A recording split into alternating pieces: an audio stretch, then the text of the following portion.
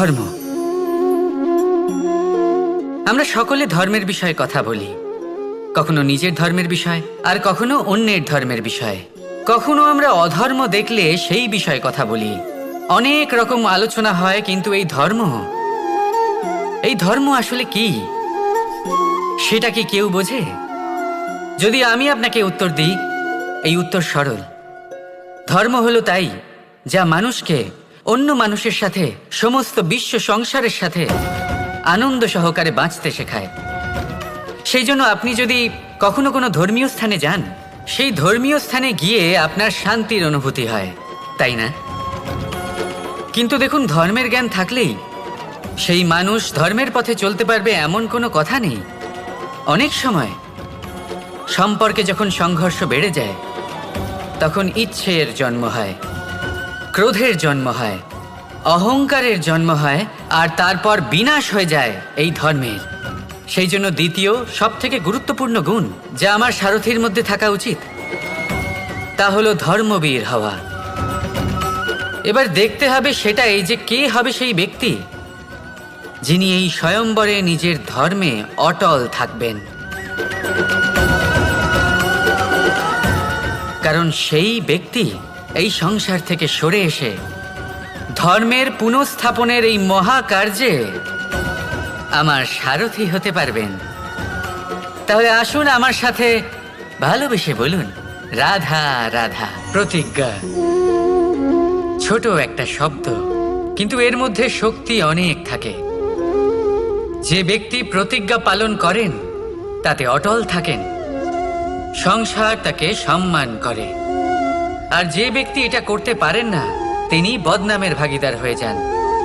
এবার এটা আমরা সবাই জানি, কিন্তু দেখুন, এই প্রতিজ্ঞার পালন কি যে কোনো পরিস্থিতিতে, সেই যাই হোক না কেন, করা উচিত। অর্থাৎ সংসার এদিক থেকে ওদিক হয়ে যাক, কিন্তু আমি আমার প্রতিজ্ঞায় অটল থাকব। এটা কি উচিত? এবার এটা আমরা বুঝবো একটা উদাহরণের দ্বারা। ধরুন, আপনি আজ একটা প্রতিজ্ঞা নিলেন, বনের একটা সিংহকে আপনি রক্ষা করবেন। এ তো খুব ভালো কথা যে আপনি কারোর প্রাণ রক্ষা করবেন। আপনি শিকারীর হাত থেকে ওকে রক্ষা করবেন, ওকে বিপদের হাত থেকে রক্ষা করবেন। এতে প্রকৃতির ভারসাম্য বজায় থাকবে। কিন্তু যদি এই সিংহ নির্দোষদের ওপর আক্রমণ করে, তখনও কি এর প্রাণ রক্ষা করা উচিত হবে? তখনও কি নিজের প্রতিজ্ঞায় অটল থাকা উচিত হবে? না, কারণ তখন এটা পাপে পরিণত হবে। কোনো রকম প্রতিজ্ঞা, কোনো রকম প্রতিশ্রুতি যদি এই প্রকৃতির ধ্বংসতে সহায়ক হয়, যদি ভারসাম্য নষ্ট হয়, তাকে ওখানেই ভেঙে দেওয়া উচিত। আর এটা আপনাকে শিখতেই হবে। সময়ের সাথে আপনাকে বদলাতে হবেই, কারণ যিনি সময়ের সাথে বদলান না, সেই প্রকৃতি তার ব্যক্তিত্ব বদলে দেন। মনে রাখবেন, সেটাই হলো প্রতিজ্ঞা, সেটাই হলো প্রতিশ্রুতি যা এই সংসারের মঙ্গল করে। নয়তো সেটা হলো পাপ, যে পাপের শাস্তি প্রকৃতি আপনাকে অবশ্যই দেবে। তাহলে আসুন আমার সাথে বলুন, বন্দে ধর্মা, বন্দে কর্মা, রাধা রাধা। এই স্বয়ম্বরে আসার আমার একটাই উদ্দেশ্য ছিল, আমার এই ধর্ম স্থাপন করার কাজের জন্য একজন সারথি নির্বাচন করা। আর ধর্মবীর এবং কর্মবীরের নির্বাচন তো হয়েই গেছে। এবার এটাই দেখতে হবে যে জ্ঞান কার মধ্যে রয়েছে, কে আছেন যিনি মহাজ্ঞানী। এবার বলি, যে জ্ঞানের কথা আমি বলছি তা সেই জ্ঞান নয় যা বই থেকে পাওয়া যায়। এটা সেই জ্ঞান নয় যা বটগাছের মতো বিশাল আকার হয় বা পর্বতের মতো অটল হয়। না, আমি যে জ্ঞানের কথা বলছি, এটা হলো সেই জ্ঞান যা জীবনের পাঠশালা থেকে শেখা হয়। জীবনের প্রত্যেকটা ঘটনা থেকে এই শিক্ষা পাওয়া যায়, যা হলো বাতাসের মতোই সরল, আর জলের মতো নিজের পথ সে নিজেই বানিয়ে নেয়। আমি সেই জ্ঞানের কথা বলছি।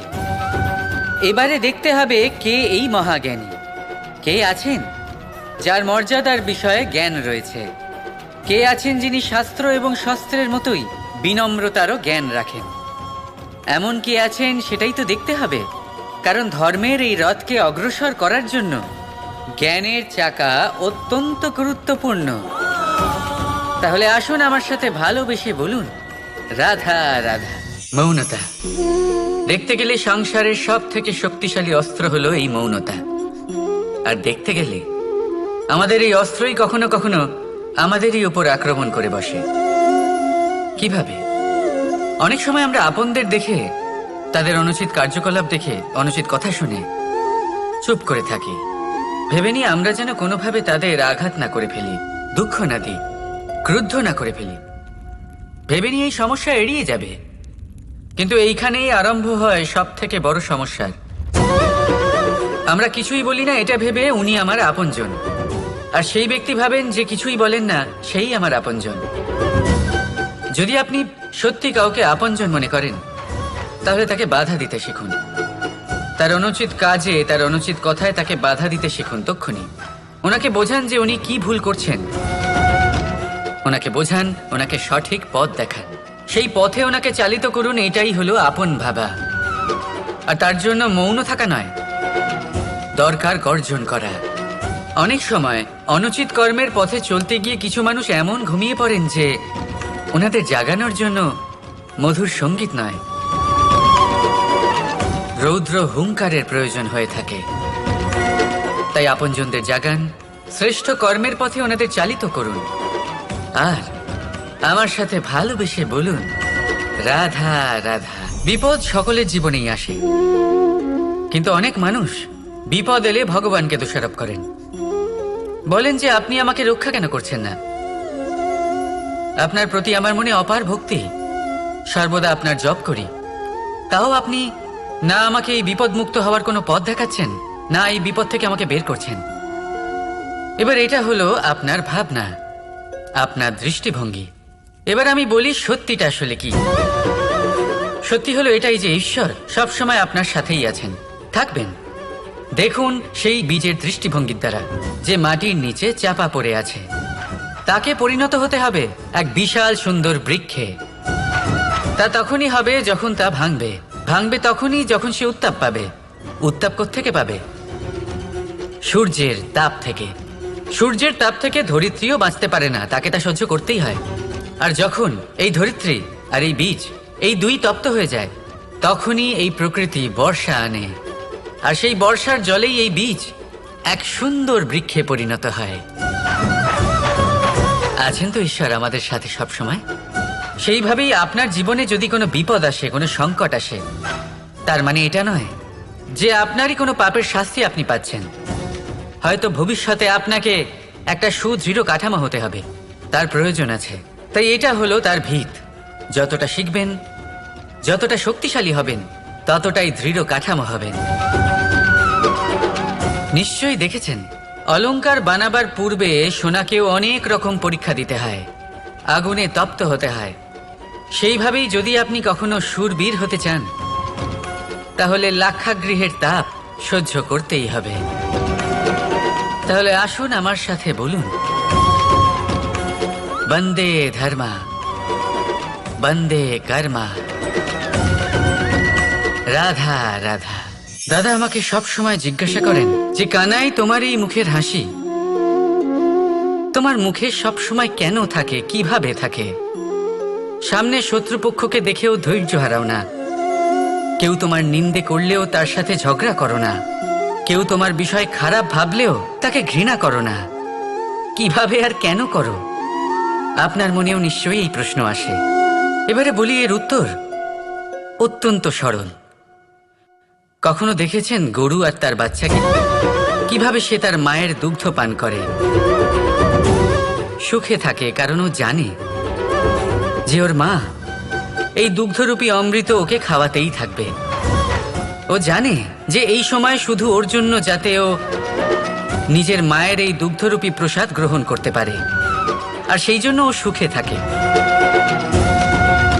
সেইভাবেই এই জীবন হলো ভালোবাসা। এতই ছোট হলো এই জীবন যে ভালোবাসার জন্য কম পড়ে যায়। ঘৃণা করে কেন সময় নষ্ট করব? আমি এটাই করি, আপনিও এটাই করুন। ভালোবাসুন, সবার মধ্যে ভালোবাসা ছড়ান, আর এই ভালোবাসার সাথেই বলুন, রাধা রাধা। কি ভাবছেন? আজ কৃষ্ণ রথীর স্থানে বসে আছে, যেখানে ওর সারথীর স্থানে বসা উচিত ছিল। এটাই ভাবছিলেন তো? অনেক সময় এমন হয় যে আমরা যা দেখছি তা সত্যি হয় না। যেমন সূর্যকে আমরা দেখতে পাই কারণ তাকে দেখা যায়। তবে সত্যি হলো এটাই যে আমরা সূর্যকে দেখতে পাই কারণ আমরা সূর্যকে দেখি। এবার নিজের চোখ বুজে ফেলুন। এবার দিন না রাত কিছুই যায় আসে না। ঠিক সেইভাবে ধর্মস্থাপনের এই কাজে, ধর্মের এই পথে আমি সারথি নই, আমি হলাম রথী। আর আমি খুঁজে চলেছি সেই সারথি যিনি ধর্ম, কর্ম এবং ভক্তিতে পরিপূর্ণ।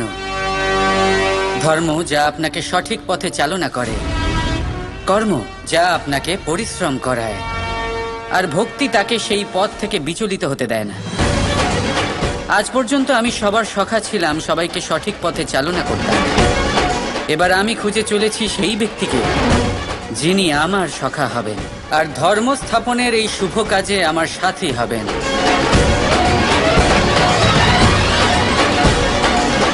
বন্দে কর্মা, বন্দে ধর্মা, রাধা রাধা। কাল, আজ, কাল, এই চক্রেই মানুষের সম্পূর্ণ জীবন অতিবাহিত হয়। আর মানুষ কি করেন? মানুষ ভাবতে থাকেন গতকালের বিষয়ে, ভবিষ্যতের বিষয়ে। কাল উনি ভাবছিলেন আজকের বিষয়ে, আজ উনি সেই সময় পার করছেন, আর আজ কি করছেন? চিন্তা করছেন ভবিষ্যতের বিষয়ে। তাহলে কি দাঁড়ালো? কাল আমরা নষ্ট করলাম আজকের চিন্তায়, আজ নষ্ট করছি ভবিষ্যতের কথা ভেবে, আর কাল যখন আসবে তাকেও আমরা এইভাবেই নষ্ট করে দেব। আর কত সময় নষ্ট করবেন? দেখুন, বর্তমানকে চিন্তা করে নষ্ট করবেন না। আজ কর্ম করুন। যদি আজ কর্ম করেন তাহলে আপনার ভবিষ্যৎ যতই খারাপ হোক না কেন তা অবশ্যই ঠিক হবে। আর আপনার ভবিষ্যৎ, এই সামনের রাস্তা যতটাই কঠিন মনে হোক না কেন, আপনার পথ প্রশস্ত হয়ে উঠবে। তাহলে কর্ম করুন, শ্রেষ্ঠ কর্ম করুন, আর আমার সাথে ভালোবেসে বলুন রাধা রাধা।